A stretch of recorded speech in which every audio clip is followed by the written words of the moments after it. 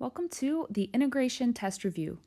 Be sure that you have plenty of paper, a pencil with a good eraser, calculator and/or Desmos available, as well as both your derivatives and integration reference sheets readily available. Also, there is some trigonometry on here, and it might be helpful if you had a unit circle. Let's get started with this. The first 12 questions are over 4.1. This is the basic anti-differentiation when we learned how to find an indefinite integral for each term.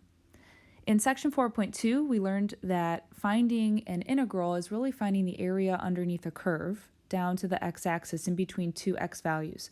We approximated this by finding the area of an infinite number of rectangles. We also learned about summation notation or sigma notation. In section 4.3, we learned about the properties of integrals, as well as how to find the value of a definite integral using geometry, if that's possible. In section 4.5, we learned about the first and second parts of the fundamental theorem of calculus. We learned how to evaluate a definite integral by evaluating at both the upper and lower limits of integration. And then we learned about the second fundamental theorem, basically finding the derivative of an integral. In section 4.5, we learned a common technique to evaluate an integral called U substitution, and we will be reviewing this with a few problems for both indefinite and definite integrals. Like some of our previous reviews, I recommend writing down all the problems, going through them, and then checking your answers. If you don't get some of them right, you can go back through to see how I worked through them. All right, let's get started. Problems 1 through 12.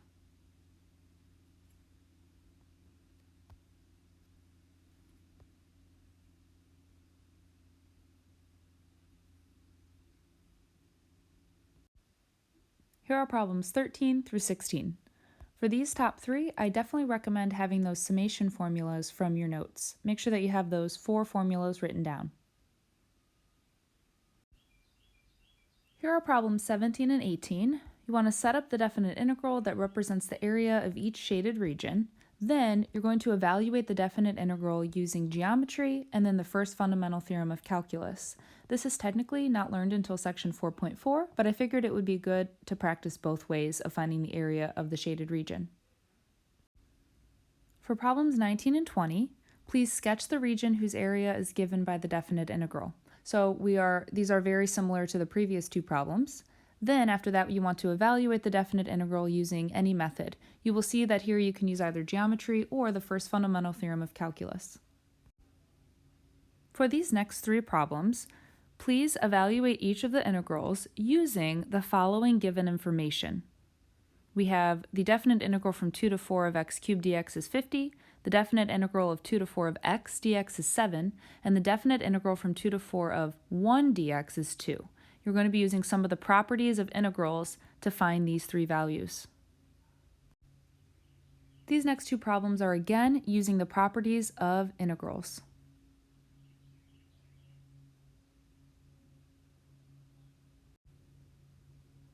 These next 6 problems ask you to evaluate each definite integral. We're going to be using the first fundamental theorem of calculus to do these. I do recommend that for number 29 you graph this. And then for 30 and 31, you might need to break out the unit circle to evaluate. Number 33 and 32, you need to find the average value of the function over the interval.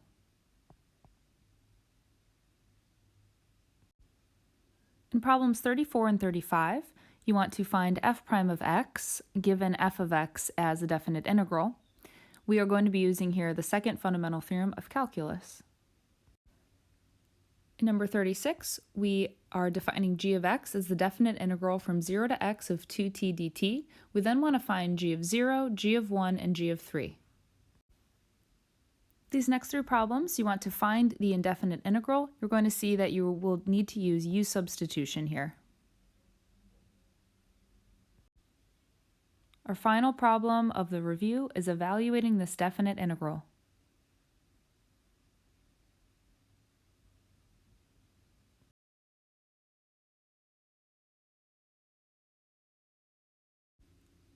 In problems 1 and 2, we're given a differential equation and we want to find the general solution. Differential equation just means an equation of the derivative. So we can rewrite number 1 as dy equals, and then we'll multiply both sides by dx, 3x squared dx. So basically we have 1 dy equals 3x squared dx. We take the integral of both sides. The integral of 1 dy, or the integral of just 1 with respect to y, is just y. Because if we took the derivative of y, we'd get 1 with respect to y. Then over here, we want to take the integral with respect to x of 3x squared. Using the power rule for integration, we will end up with x cubed, and then of course plus c because it's an indefinite integral. So this is our general solution in number 1. In number 2, we do the same thing. And so we'll have dr, or 1 dr, and multiplying both sides by dt will give us pi times dt. Now recall that pi is just a constant. It's just a number. It's 3.14 dot dot dot. So we'll take the integral of both sides, and the integral of 1 dr is just r. Then on this side, the integral of pi dt would just be pi times t. If we took the derivative of r with respect to r, we'd get 1. If we took the derivative of pi t with respect to t, we'd just get pi. So this is our general solution for the original differential equation. For numbers 3 through 6 and on, we do want to find each indefinite integral. So in number 3, we want to find the integral of x plus 2 with respect to x, or dx. Well, the integral of just x with respect to x, using the power rule for integration, we want to add 1 to the exponent that's there, which is 1. So we'll add 1, which is 2. And then we want to divide by that value. So we can put a 1/2 out in front, or we can have x squared over 2. Either one's fine. Then for the integral of 2, what do we take the derivative of to get 2? It is 2x, and then of course we need a plus c. Recall that you can always check your answer by taking the derivative here. When we take the derivative of this term, we'll get x. When we take the derivative of this term, we'll get 2. When we take the derivative of c, we'll get nothing. So this is our answer for number 3. In number 4, we want to do the same thing. We want to take the antiderivative, or the integral, of these 3 terms. And then for the first term, to take the integral of x to the 3/2, we'll use the power rule for integration, which says add 1 and divide by that same number. Dividing by 5/2 means multiplying by 2/5. In the next term, we'll do the same thing. We'll add 1. So we'll have x squared, and then we still have a 2 out in front, but we want to divide by that 2. So those end up going away. So the integral of 2x is just x squared. And then the integral of 1 with respect to x is just 1x, or x. And then, of course, we need a plus c. Again, if you took the derivative of this, using the power rule for finding a derivative, and the constant rule, the derivative of a constant is 0, we end up back with our original integrand. Number 5 is very similar, except in number 5, we should probably rewrite first. Let's rewrite each term so it looks like x to a power. Well, the square root of x is x to the 1/2. And then we have a plus 1/2 out in front. This square root of x, since it's in the denominator, is really x to the negative 1/2. So we're really taking the integral of this right here. We can use the power rule for integration, which says add 1 to our exponent and then divide by that same number. Dividing by 3/2 means multiplying by 2/3. Then do the same thing for the second term. We already have a 1/2 out in front, so that'll stay. We'll add 1 to the negative 1/2 to get positive 1/2, and then divide by 1/2, which is multiplying by 2. And then, of course, a plus c. The 1/2 times 2 ends up canceling out, so we're actually just left with 2/3 x to the 3/2 plus x to the 1/2 plus c. Number 6, we can also rewrite. Since we have 1 over x to the 4th dx, 1 over x to the 4th is just the same thing as x to the negative 4th. We do this in problems like numbers 5 and 6. We rewrite to look like x to the n, or x to a number, so we can clearly use the power rule for integration, which says add 1. Be careful when it's negatives. Adding 1 will give us negative 3. Then we divide by that same number. Dividing by negative 3 looks like multiplying by negative 1/3. And then we have our plus c. Now, when we rewrite this to have positive exponents, we can rewrite it as negative 1 over 3x cubed plus c. we do generally want to rewrite using positive exponents. For number 7 through 9, we want to find each indefinite integral. In number 7, what we can do is actually, because we have t to the 5th as a common denominator for all three of these terms, we can actually write it as three separate fractions. This first fraction is t squared over t to the 5th. Well, t squared over t to the 5th is really 1 over t cubed when we cancel t squareds.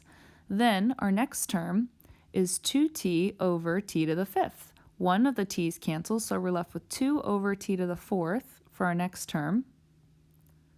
And then lastly, we'll have minus 3 over t to the 5th.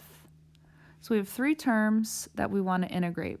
I'm actually going to rewrite this again. So we have t to the negative 3rd plus 2t to the negative 4th minus 3t to the negative 5th.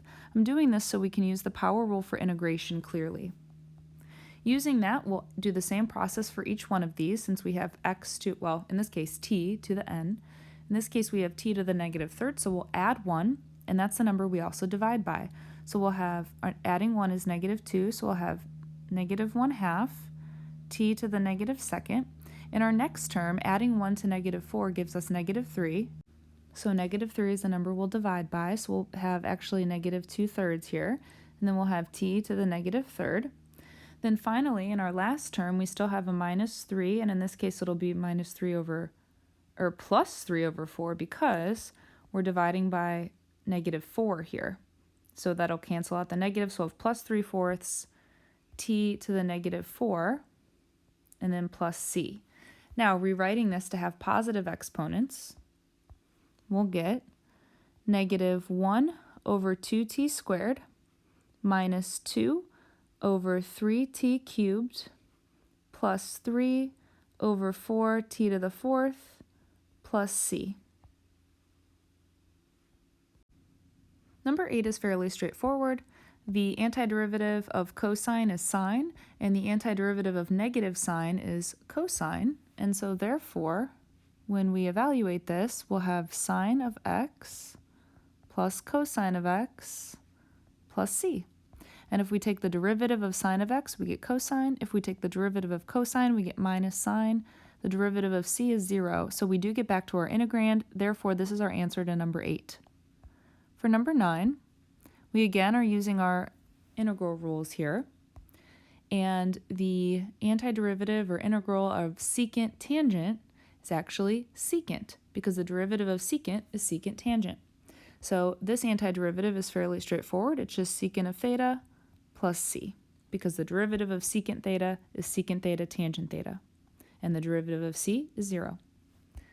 Number 10, we again are using our antiderivative rules here, or integral rules. The integral of secant squared is actually tangent, because the derivative of tangent of x is secant squared of x. Then the antiderivative of minus 1 with respect to x is minus x, and then of course we need a plus c. If we took the derivative of this right here, we would get back to this integrand here. In problems 11 and 12, we are given a derivative and we actually want to solve it. So a derivative is a differential equation, and we actually want to find the original f of x. Now, if we take the antiderivative to find f of x, the general equation will have a plus c. This particular piece of information that we're given here, this initial condition rather, will allow us to solve for c. So we're able to actually solve the differential equation and find the particular solution. So in number 11, if we want to find f of x, we need to take the antiderivative of f prime, work backwards. So we'll use the power rule for integration here. We'll add 1, which is 3, and then divide by 3 here. So 6 over 3 is 2, and we'll have 2x cubed, and then plus c. You can always check, if you take the derivative of this, we'll have 6x squared. The derivative of c is nothing. So this is the correct antiderivative. Now, in order to solve, to find c, to get past this general solution into our particular solution, we'll use the fact that when x is 1, y is 4. So I'm going to replace f of x with 4, and I'm going to replace x with 1. So we'll have 4 equals 2 times 1 cubed plus c. So we have 4 equals 2 plus c, and that means when we subtract 2, that c is 2. Now, before we're completely done, we need to answer our final question here. So we have f of x equals 2x cubed plus 2. And that is our final answer. In number 12, we're going to solve this in the same way as we did number 11. So we first want to find f of x to solve the differential equation. We're working backwards, so we need to take the antiderivative or integral of f prime. So the antiderivative / integral of sine of x is negative cosine of x plus c. If we take the derivative of this function here, the derivative of negative cosine would be negative sine, so it would be sine of x, and the derivative of c would be nothing. So we have the correct f of x function here. So this is a general solution to our differential equation f prime of x equals sine of x. Now to find c, we're going to plug in this initial condition. When x is 0, y, the entire thing, is 2. So we'll say that 2 equals negative cosine of 0 plus c. The cosine of 0 is 1, so we have negative 1 plus c, and when we solve for c, we'll get 3. That means our original f of x, our particular solution here, is negative cosine of x plus 3.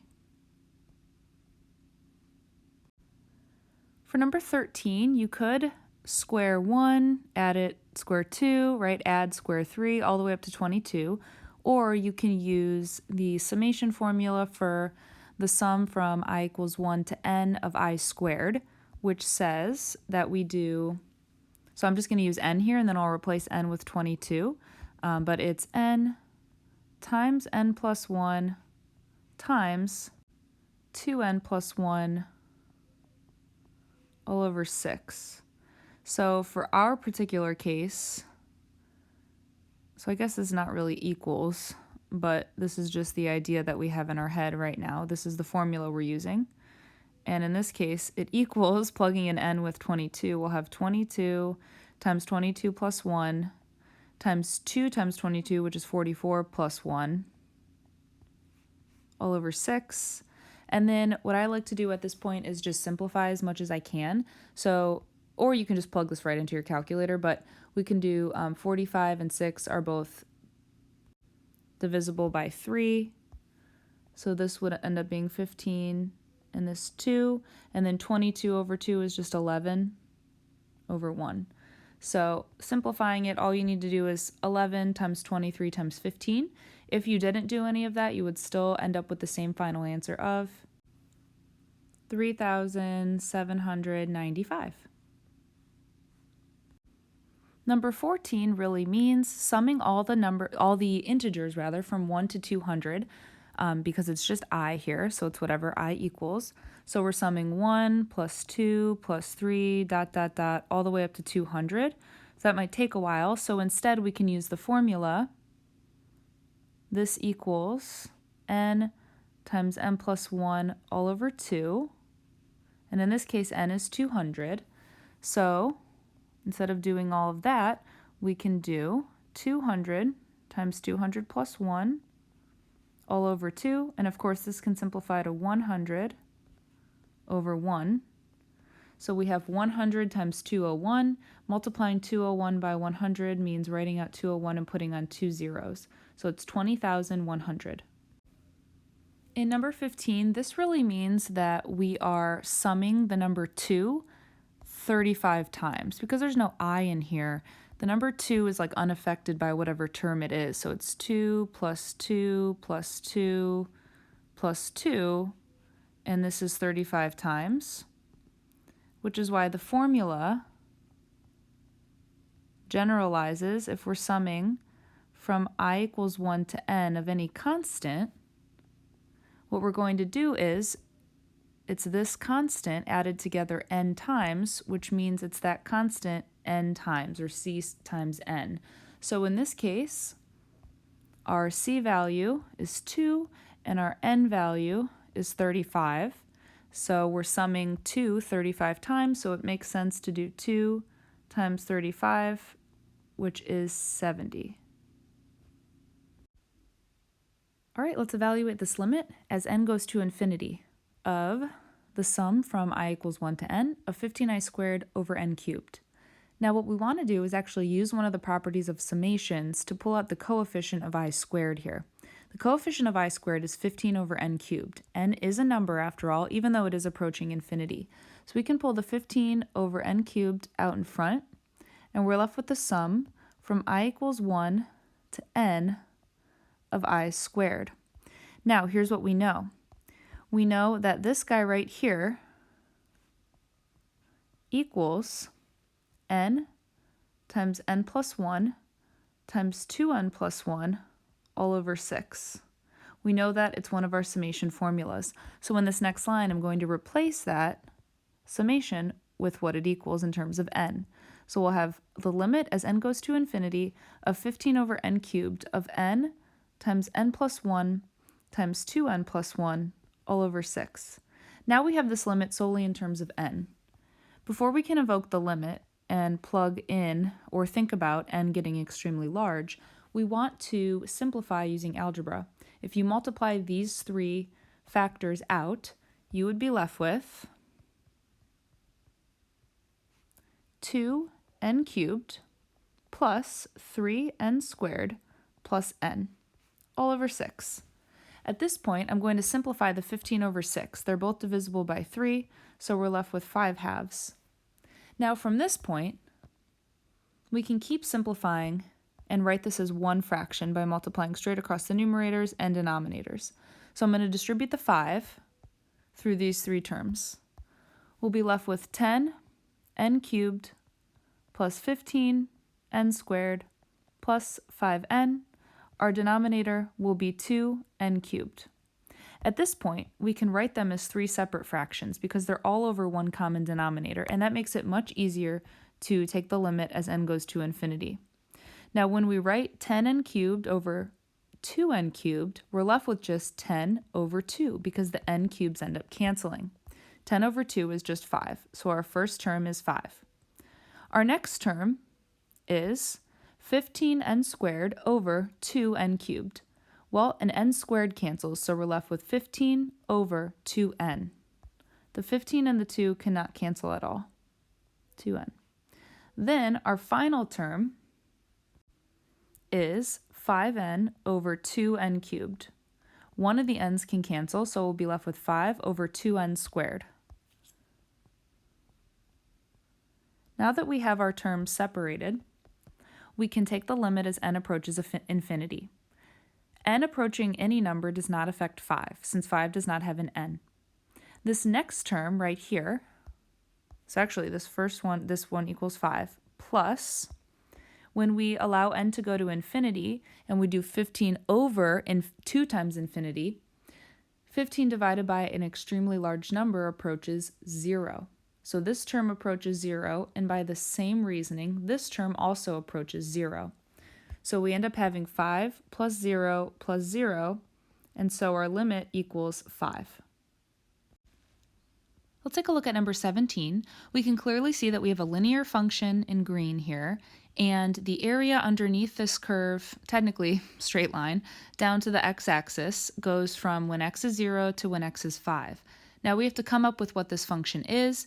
It's a line, it has a slope of, looks like -1, and a y-intercept of 5. So that means that this function here, f of x, is -x plus 5 or 5 minus x, either way. Then, to set up the definite integral, what we have is the definite integral represents the shaded area from when x is 0 to when x is 5, so from here to here, of this function, -x plus 5 dx. So that is our definite integral. Now we're asked to solve this definite integral in two ways. Because it is a triangle, we can actually just use geometry to find the area of this triangle. The area of this green triangle here is 1/2 base times height. The base is 5 and the height is 5. So the area is 1/2 times 5 times 5, which is 25 halves. Then the second way that we're asked to solve is to actually use the first fundamental theorem of calculus, which tells us that we need to find the antiderivative and then evaluate at our upper limit, 5, and then subtract evaluating at our lower limit, 0. We should get the same answer of 25 over 2, or 12.5. So finding the antiderivative of this, negative x, we will use the power rule for integration. So we will raise our exponent by 1. So it's going to be negative and then x squared, and then we'll also divide by that value of 2. So it's negative x squared over 2, or negative 1/2 x squared. Then our next term, the antiderivative of 5 will be plus 5x. So plus 5x. So we have the antiderivative is negative 1/2 x squared plus 5x. And we want to evaluate this from 0 to 5. So we'll first plug in 5. So first plugging in 5 here, we'll get negative 1/2 and then 5 squared, so times 25, plus 5 times 5, which is 25. Then we want to subtract, evaluating at 0. Evaluating this at 0, all terms have x's in them, so plugging in 0 will just give us 0. So here we'll have negative 25 over 2, and then 25 is really 50 over 2. So adding those together gives us 25 halves. Now clearly this is a situation, because it's a geometric shape, it's a situation where probably using geometry is simpler, but I just wanted to show you that both ways yield the same result. So this was part B here, using the first fundamental theorem of calculus. Here's our definite integral. It represents the area under the curve f of x from x is 0 to x equals 5. Problem 18 is asking us to set up the definite integral that represents the area of this region in here. And in order to set that up, we'll start with the integral, and then we want our lower limit of integration, which is 2, and our upper limit of integration, which is 6. So from 2 to 6. Then we need to figure out what this function is here. It's just a horizontal line. So this function is really f of x equals 3, just a horizontal line. So we are evaluating our definite integral from 2 to 6 of 3 dx. Then we are asked to find the area of that region by either using geometry and then using the first fundamental theorem of calculus. We should get the same answer. So in part A, we can clearly see that this is just a rectangle. The area of this rectangle would be the base of 4 times the height of 3. So this area, and you can even just count the squares as well, is just 12. Then part B is asking us to use the first fundamental theorem of calculus to evaluate this definite integral to also find the area of 12, to just make sure we get practice doing both ways. So our antiderivative of 3 is 3x, and we want to evaluate this from 2 to 6, so we'll first plug in 6, our upper limit, so 3 times 6 is our first term, then subtracting 3 times 2, plugging in 2, so we'll have 18 minus 6, which of course yields 12. So the area underneath the curve f of x equals 3 from x is 2 to x is 6, again down to the x-axis, is 12. In number 19, we want to sketch this region here that's represented by this definite integral. So our function is 1/2 x, so that's just a line that has an a y-intercept rather of 0, and I guess also an x-intercept of 0, and a slope of 1/2. So I will sketch that in blue here. So we're starting here at the origin and moving up 1 over 2. And this is our line.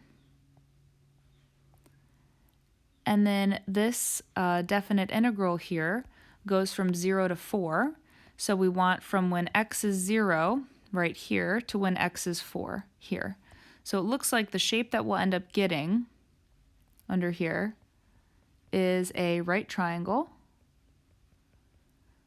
So that is our region there, shaded poorly. And we want to find the value of this area, aka, evaluating this definite integral. So you can use the fundamental theorem of calculus, find the antiderivative, plug in 4, plug in 0, subtract, or since it's a geometric shape, we can simply use geometry, and that is what I'm going to do. So this integral equals area of the triangle, 1/2 base times height, and our base length is 4, and our height, which is always perpendicular to the base, is 2.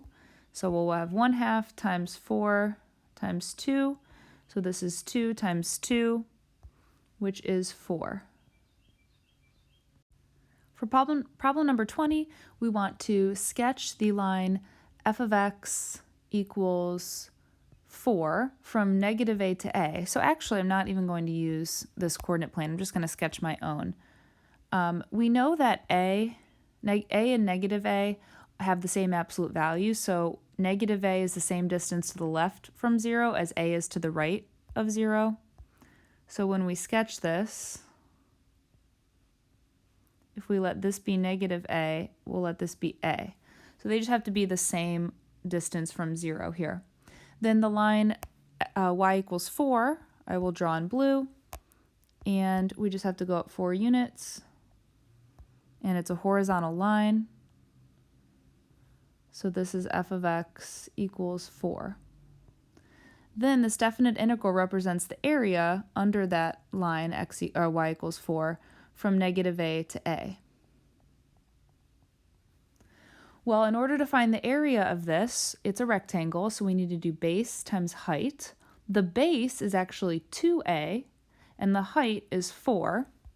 So when we get this entire area here, we'll have 2a times 4, which is 8a as the area, or the value of this definite integral. For problem 21, we can clearly see that we have the information of the definite integral from 2 to 4 of x dx is 7.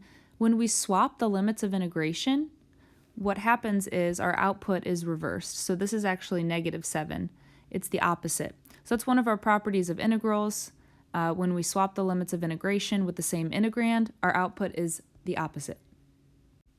In problem 22, we can see that the lower and the upper limits of integration are the same. When this occurs, no matter the integrand, the output is 0. That's because we're finding the area of nothing.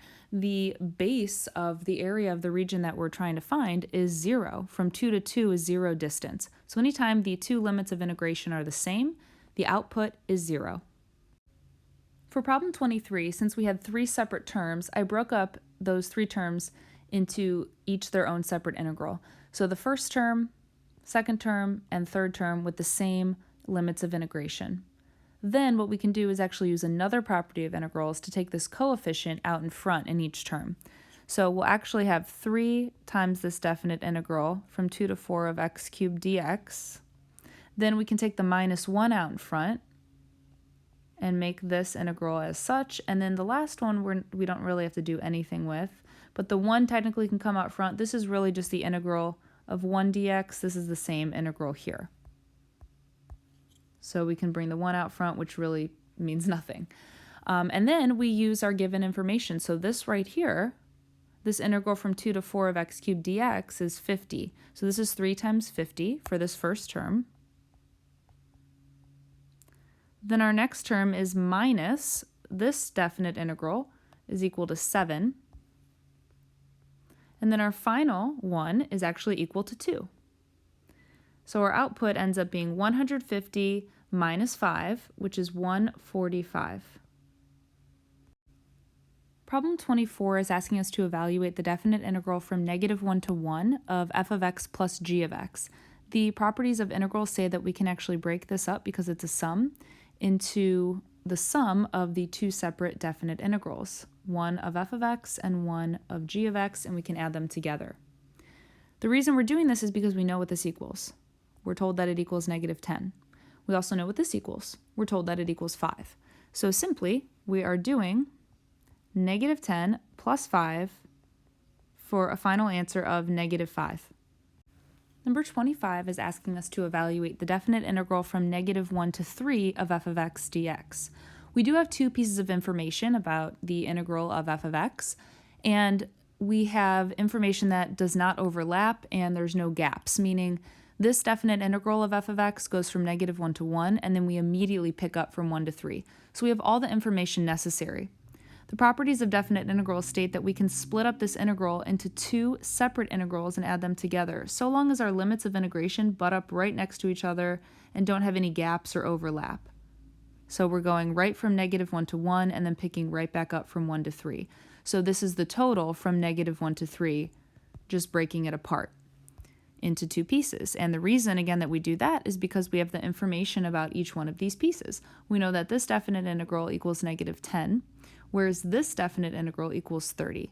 So when we add them together, we will get a final answer of 20. Let's take a look at number 26. We want to evaluate this definite integral here. It's a pretty straightforward polynomial.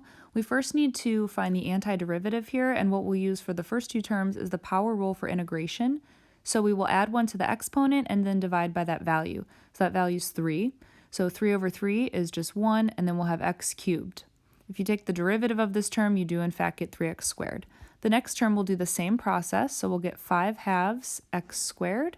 And then the antiderivative of minus 4 is minus 4x. Then it is a definite integral, so we want to evaluate at 3 and then evaluate at 1 and subtract. So plugging in 3 here will give us 3 cubed plus 5 halves times 3 squared minus 4 times 3. Then subtract, we want to plug in 1 this time, evaluate at 1. So we'll have 1 cubed plus 5 halves times 1 squared minus 4 times 1. All right, I'm going to work my way inside these parentheses here. So 27 minus 12 will be 15. And then we still have plus 5 halves times 9, which is 45 over 2. In our second parentheses, we'll have 1 minus 4, which is negative 3. And then we still have the 5 halves, so it's 5 halves minus 3. Okay, let's simplify within each parentheses here. So it looks like we'll have 30 over 2 plus 45 over 2, then minus 5 halves minus 6 halves. In our first parentheses, we'll have 75 halves. Then in our second parentheses, we'll have negative 1 half. When we are subtracting a negative here, we're adding, so it's 75 over 2 plus 1 over 2, which is 76 over 2. 76 divided by 2 is 38. 27 is very similar to 26, so we are going to find the antiderivative of this using the power rule for integration. So our first term will be 1/4 t to the 4th. And then our second term will be minus 9 over 2 t squared. We then want to evaluate this from negative 1 to 1. So let's first plug in 1. When we plug in 1, we'll have 1/4 times 1 to the 4th, which is just 1. And then we'll have minus 9 halves times 1 squared, which is just 1. Minus, now we want to plug in negative 1. If we do notice here, plugging in negative 1 will actually give us the same thing because we are taking negative 1 to even powers, so it'll just be 1 as well. So we actually realize that we get the same thing here when we plug in negative 1. And therefore, there's no need to go through all this rigmarole of algebra. This and this are the same value, so when we subtract them, we get 0. In number 28, we want to evaluate, and we will use the first fundamental theorem of calculus. So we want to find the antiderivative of x to the 1/3 minus x to the 2/3. We're going to, again, use the power rule for integration because we have powers, x to the n. So we're going to add 1 to our exponent, which will end up giving us 4/3, and then we want to divide by 4/3, which means multiplying by 3/4. In our next term, we're going to do the same process. So adding 1 to 2/3 yields 5/3. And we want to divide by 5/3, which means multiplying by 3/5. We are going to evaluate this from negative 1 to 0. So we want to first plug in 0. When we plug in 0 to this, both terms have x in it, so plugging in 0 just wipes that clean. So actually plugging in 0 just gives us 0. Then minus, we want to plug in negative 1 to both of these. So we are going to both of these x's. So we're going to have 3/4 and then times negative 1 raised to the 4/3 minus 3/5 negative 1 raised to the 5/3. Now raising something to the 4/3 and 5/3 power, raising something to the 4/3 power means taking the cube root of it and then raising that to the fourth. Same idea over here. This means taking the cube root of -1, which we can do, it's a cube root, and then raising it to the fifth. So the cube root of -1 is -1, and then we're raising -1 to the fourth power, so it becomes +1. So this term just becomes 3/4. This next term, the cube root of -1 is -1 to the fifth power is -1. So this becomes 3/5 times -1, and it was being subtracted, so it'll be plus 3/5. I got rid of the 0 out front, but we do still have the minus sign there. Next, I'm going to just figure out what these are. Their common denominator would be 20, so this is 15 over 20, and this looks like it would be 12 over 20. When we add those two together and then multiply by that negative out front, we'll have -27/20. In problem number 29, we have an absolute value function, and so I just wanted to plot it. It's the absolute value of x minus 3, which just means the absolute value of x shifted 3 units right, as we can see here. We want to find the value of the definite integral from 1 to 4 under here. So from 1 to 4, we have two separate things going on here. This line over here, this one right here, is the line with a negative slope, and this line right here is actually -x plus 3, where this line over here, this linear function, is x minus 3. It's actually this one right here. And so graphing it, you can sort of see that. So if you set this up as two separate integrals here, where we have two separate areas underneath the curve, we actually have our original in black here, and it equals the sum from 1 to 3 of the line. It's this whole thing made negative, so it's -x plus 3, because both of them had to be made negative, and then plus our other definite integral goes from 3 to 4, and it's of the original, x minus 3 dx. We need to do this because we don't have a way of simply evaluating the definite integral with an absolute value sign here. We have to understand what an absolute value is, and it's two linear functions coming to a point. And that point happens to be within our limits of integration. So we do have to split it up into two separate integrals. Now, what you can choose to do from here, you can use the first fundamental theorem of calculus to evaluate each one, or what I prefer is just using geometry. This green area right here, represented by this first definite integral, is 1/2 times 2 times 2. So it's actually 2 units here. Then this right here, this smaller triangle here, represented by this definite integral from 3 to 4 in orange, is 1/2 times 1 times 1. So it's actually 1/2. So we have 2 plus 1/2 for a grand total of 2.5 or 5/2. For number 30, we want to first find the antiderivative of 1 plus sine x dx. So the antiderivative of 1 is x. The antiderivative of sine is negative cosine of x. And we, of course, want to evaluate this from 0 to pi. So using your unit circle, that can help you a lot. We first want to plug in pi. So we'll have pi minus the cosine of pi. Then we'll subtract and plug in 0. So we'll have 0 minus the cosine of 0. Please do not just write off the cosine of 0 as 0. It is not. So our first one is pi minus the cosine of pi. The cosine of pi is -1. So we'll have actually a plus 1 here. Minus 0 is 0, but the cosine of 0 is actually 1. So this is really a -1 in there, since it's minus that. Then we will see that this is really a plus 1, so we end up getting pi plus 2, which you can leave just like that. For problem 31, the antiderivative of secant squared of theta is tangent.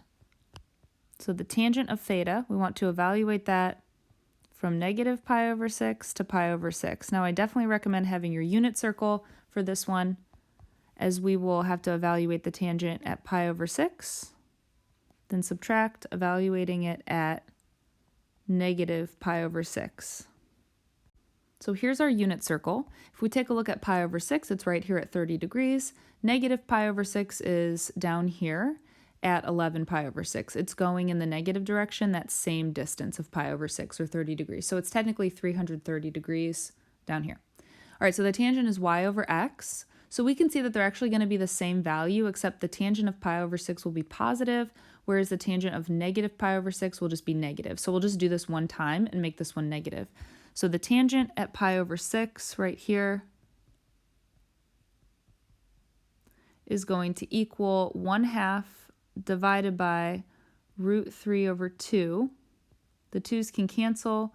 Then we'll be left with 1 over root 3. When we rationalize, we'll get root 3 over 3. So that means the tangent of pi over 6 is root 3 over 3. The tangent of negative pi over 6, using that same reasoning, would just be negative root 3 over 3. So we'll have root 3 over 3 minus negative root 3 over 3, which equals 2 of them, so 2 root 3 over 3. To find the average value, we need to take 1 over b minus a. In this case, our a and b are negative 2 and 2, so we'll do 1 over 2 minus negative 2, and then the definite integral from negative 2 to 2 of our function, which is 4 minus x squared dx. So we'll just have 1/4, and then our definite integral, the antiderivative will be 4x minus 1/3 x cubed. We want to evaluate that from negative 2 to 2. So we want to first, well, 1/4 way out in front here, so we want to first plug in 2. So we'll have 8 minus, looks like 2 cubed would be 8, so 8/3. Then minus, we want to plug in negative 2, so we'll have negative 8, and then plus 8/3.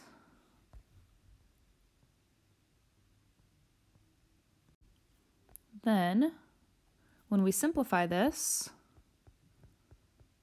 in our first set of parentheses, we'll have 24/3 minus 8/3 minus negative 24/3 plus 8/3. So in our first set of parentheses, we'll have 16/3. And then in our second set, we'll have negative 16/3. So this will be a giant plus in here. So we'll have 1/4 times 32/3. When we simplify, that will give us a final answer of 8/3. To find the average value in 33, we'll do 1 over b minus a. b is pi halves, and then minus 0 will just be nothing. So it's 1 over pi halves. Then we want to do the definite integral from 0 to pi halves of cosine of x dx. So this is actually equal to 2 over pi. And then our definite integral, our antiderivative will be sine of x, evaluated from 0 to pi over 2. So we'll have 2 over pi, then we'll have the sine of pi over 2 minus the sine of 0. The sine of pi over 2 is 1, and the sine of 0 is 0, so this is really 2 over pi times 1, or just 2 over pi. Problem 34 is very straightforward using the second fundamental theorem. Our lower limit of integration is a constant, and our upper is just x. So all we're going to do to find f prime is replace our integrand with x, so sine of x. In number 35, it's a little more complex just because even though our lower limit is a constant, our upper limit is x to the 4th. So we're going to have to utilize the chain rule here along with the second fundamental theorem. So f prime is still replacing t with x to the 4th, our upper limit. And then we are multiplying by the derivative of x to the 4th, not of sine of x to the 4th, of just x to the 4th. So we're going to multiply by 4x cubed. So we can rewrite this as 4x cubed sine of x to the 4th. For this problem here, I would first rewrite g of x as a function of x. So using the first fundamental theorem, we know that we are going to take the antiderivative of 2t, which is t squared, and we are going to be evaluating that from 0 to x. So that means I'm plugging in x and subtracting, plugging in 0. So that means it's just x squared. So we know that g of x is x squared. And so we now have g as a function of x rather than as a function of t. Now it's pretty simple to find g of 0, just 0 squared, g of 1, 1 squared, and g of 3, 3 squared, or 9. Now you could have done this also in a different way. If you did not do this initial part with x, you could have done it with 0, with 1, and then with 3, and use the first fundamental theorem 3 different times to get these 3 separate values. However, I believe it's simpler to do it once and then plug in the values that you need for x. Let's take a look at number 37. We can see that inside this integral here we have what's under the radical is 9 minus x squared. Its derivative would be negative 2x, which we also have as part of the integrand. Therefore, we want to let u equal 9 minus x squared, and then therefore du would equal negative 2x dx. Then that means we can actually rewrite the definite integral solely in terms of u. So we'll have the square root of u, this part, and then the negative 2x dx is du. We can rewrite this to look like a power, so it's u to the 1/2 du. Using the power rule for integration, we'll have 2/3 u to the 3/2 plus c. We then want to back substitute because our problem was given to us in terms of x, not of u. Well, u equals 9 minus x squared, so let's replace that. So we'll have 2/3 9 minus x squared to the 3/2 plus c. This can also be written as 2/3, and then it's a square root, 9 minus x squared, and then it's cubed plus c. So either or can be your final answer. In problem 38, we can see that we have what's inside parentheses here is x to the 4th minus 1. If we took the derivative of that, it'd be 4x cubed. We have the important part of its derivative right here. We can handle that extra 4. So we want to make u equal to what's inside the parentheses here. Remember, u is usually what's under the root, what's in the parentheses, or what's in the denominator of some sort. So we'll let u be x to the 4th minus 1. Therefore, its derivative du is 4x cubed dx. We will divide both sides by 4 to get 1/4 du equals x cubed dx. We do that because what's inside our integrand here, or what is our integrand here inside our integral, is x cubed, not 4x cubed. So we only need to replace x cubed dx, and that equals 1/4 du. So let's replace everything inside this integral here. So I'm going to first replace this x to the 4th minus 1 quantity to the 5th with u to the 5th. So that part's taken care of. Then this x cubed dx is equal to 1/4 du. So that also gets replaced. Making this a little bit simpler, we can bring the 1/4 out front, and we have 1/4 times the integral of u to the 5th du, which is super simple to integrate. We're going to use the power rule for integration and get 1/6 u to the 6th plus c. So with multiplying here, we'll have 1/24. U is really x to the 4th minus 1 to the 6th plus c. You can, of course, check your answer by finding the derivative of this. If we do that, we will end up getting what was originally inside our integrand. In number 39, we can see that we have a quotient. Our denominator is being squared. It probably makes the most sense to make u what's inside the parentheses. If we take a look at why that would be, inside the parentheses we have 1 plus x cubed. Then that's being squared. All right, so if we let u be 1 plus x cubed, our derivative would be 3x squared. We do have the derivative there of x squared. We can handle that 3. So we're going to let u equal what's inside the parentheses, 1 plus x cubed. Then our du would be 3x squared dx. Now we don't have 3x squared dx, we just have x squared dx. So let's divide by 3 to get what we want. So 1/3 du equals x squared dx. Now we can replace everything with something in terms of u. So let's do that over here. So it's really the integral, and then x squared dx is our 1/3 du, so that's the 1/3 du. Then we also have this part right here also in a denominator, and it looks like that's going to be u squared. So also in our denominator we have u squared. So let's make this look a little bit nicer. We can pull that 1/3 out in front. So we have 1/3 1 over u squared du. Now integrating this, we'll use the power rule. So actually before we do that, I want to rewrite this. This is u to the -2nd.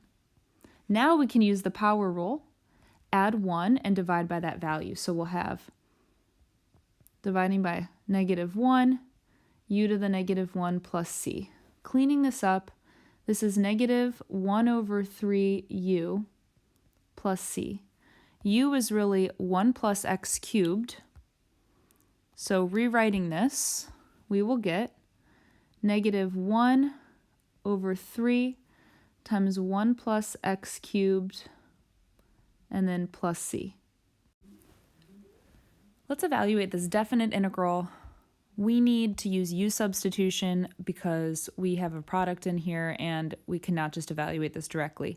So it looks like we want to make u what's inside the sine function. We cannot make u the sine of x squared because the du would have a cosine in it and we don't even have that here.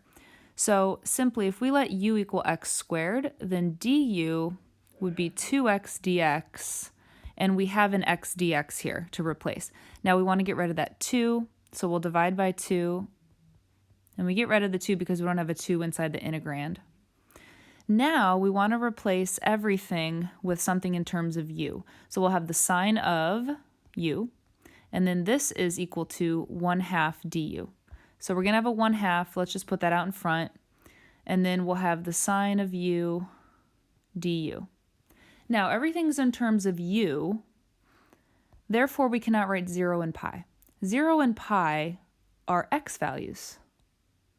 So to sort of get around this, I'm going to write u of 0 and u of pi.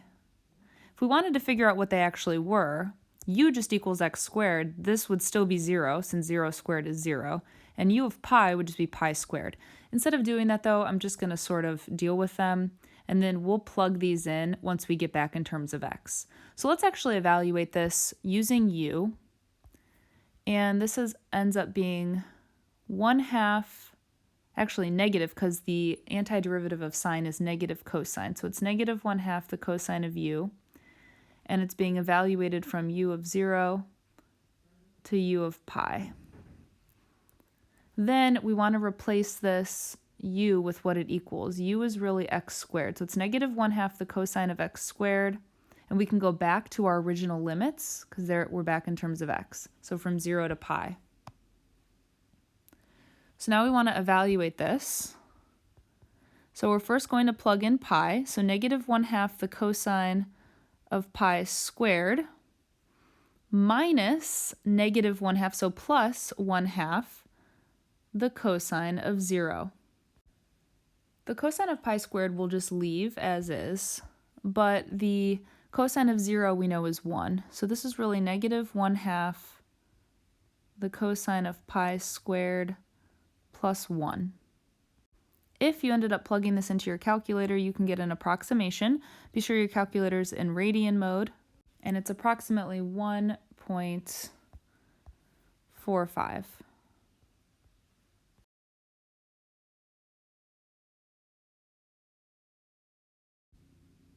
Here are the solutions to numbers 1 through 12.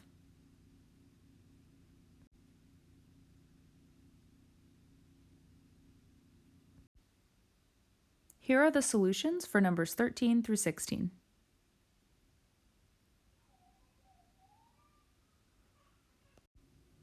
Here are the solutions to 17 through 20.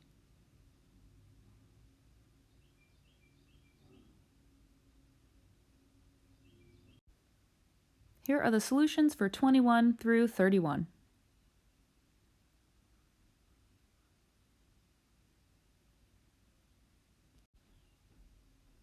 here are the solutions for numbers 32 through 40.